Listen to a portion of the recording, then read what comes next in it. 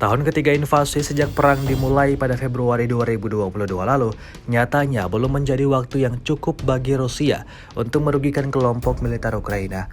Setiap hari, tak peduli siang ataupun malam, militer Rusia intens melayangkan serangan-serangan brutalnya.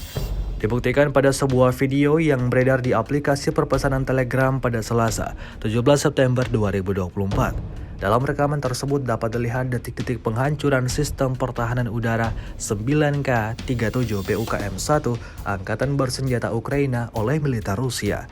Jauh sebelum melancarkan serangannya, militer Rusia melakukan pemantauan terlebih dahulu pada pergerakan tentara Ukraina. Serangan akurat ini diluncurkan Angkatan Bersenjata Rusia, tepatnya di daerah pemukiman Koten, wilayah Sumy. Imbasnya, kerugian besar harus diterima Angkatan Bersenjata Ukraina.